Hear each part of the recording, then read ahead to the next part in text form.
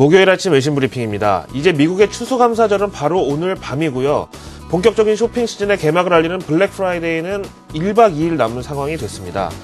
미국도요, 이 회계상으로 적자 흑자를 표시할 때 레드와 블랙으로 표시를 하는데, 여기서 나오는 블랙 프라이데이는 당연히 흑자 금요일, 이렇게 우리말로 표현이 가능하겠죠. 자, 관련 내용 맨 먼저 보시겠습니다. 로이터 통신에서 전하고 있습니다.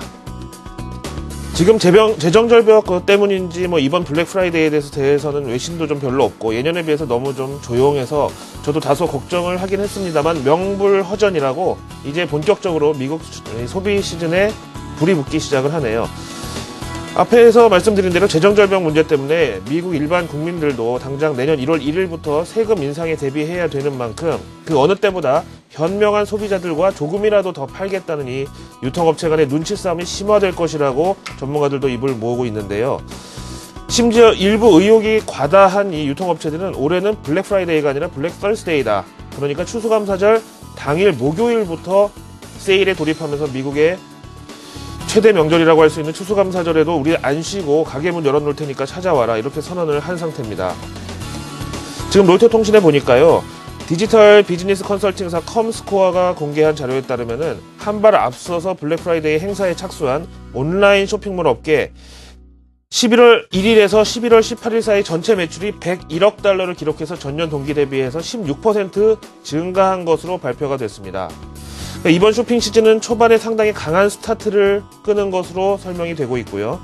물론 이 박리담의 성격이 강한 온라인 쇼핑 매출이 늘었다는 것은 그만큼 소비자들이 현명하고 이성적인 선택으로 몰리고 있다, 값싼 물건에만, 경쟁력 있는 물건에만 이렇게 선택이 가고 있다, 이런 뜻도 되지만은 재정 절벽에도 불구하고 소비 심리는 어쨌든 위축되지 않았다, 전년 동기 대비해서 16% 늘어났다는 것은 강한 스타트다, 이것을 의미한다고 볼 수가 있겠죠.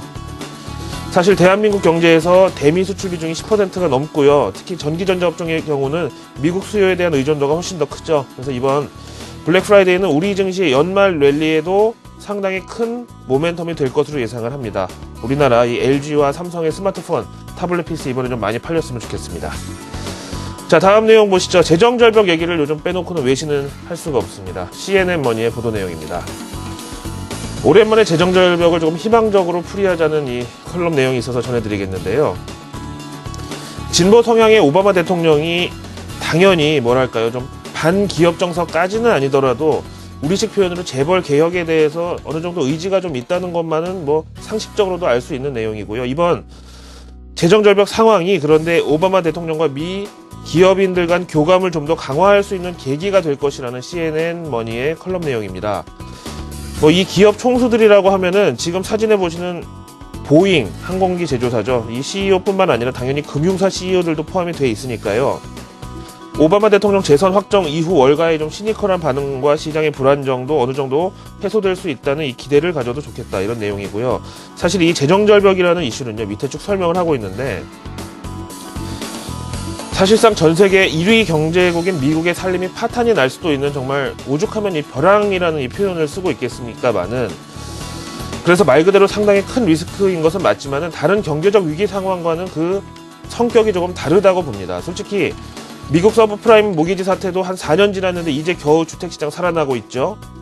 우리나라도 IMF 졸업하는데 3년 걸렸고, 카드 사태 났을 때도 한 몇 년 갔고 그랬었는데, 이 재정절벽이라는 거는 미국 의회에서 어느 날 갑자기 의사봉 땅땅땅 3번 두드리면은 바로 끝나버리는, 그야말로 속전속결이 가능한 리스크라는 점이 중요하죠. 게다가 우리나라랑 또 이 시차가 있잖아요. 그래서 어느 날 자고 일어났더니 한국경제신문 일면에 재정절벽 협상 극적 타결, 이런 문구가 뜨면은 개인이든 기관이든 이런 날은 주식을 안 살 수도 없고, 그렇다고 이런 날 차익 실현하자니 주식이 없고 이런 상황을 생각한다면은 저는 재정절벽이라는 재료에 대해서 좀 분리시, 다시 말하면 무조건적인 악재라기보다는 좀 연말 랠리를 감안할 때 상방에 대한 포텐셜을 저장하고 있는 그런 재료로 말씀을 드리고 싶네요.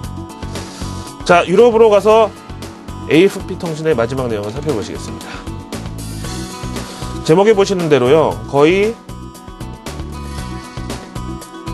깻잎 한 장 차이, 우리 표현으로 이렇게 되는데요. 그리스 협상이 타결에 근접했다는 표현이 올라왔습니다. 어제 우리 증시 개장 한 2시간 있다가 코스피 1900선 그리고 코스닥 500선까지 갔다가 갑자기 유로존 그리스 협상 결렬 소식이 날라 들어오면서 억울하게 상승분을 반납했는데요. 오후에 정작 유럽 장을 보니까 오히려 그리스 구제자금 협상은 거의 임박했다. 이런 쪽에 더 기대감이 실리면서 결국 반등을 하더라고요. 그래서 이거 보니까 오늘 우리 증시가 다시 좀 탄력을 받겠구나라고 기대를 했고요. 아무튼 유로존 정상들은 지금 내용에 보시는 대로 이제 거의 다 왔다라고 한 목소리를 냈습니다. 이 가운데서 특히 프랑스 재무장관 피에르 모스코비치는 유로존 비상대책회의가 오는 월요일 다시 열릴 것이고 이때야말로 완전히 사인이 나게 될 테니까 기대해도 좋다라고 말을 했습니다. 임박했다고 제목이 나와서 읽다 보니까 다음 주 월요일이면은 좀 너무 시차가 있는 게 아닌가 생각을 하지만은 유럽도 추수감사절로 쉬는 나라도 있고 하니까요. 우리나라 추석 연휴로 생각해서 좀 더 기다려주는 걸로 그렇게 하시자고요.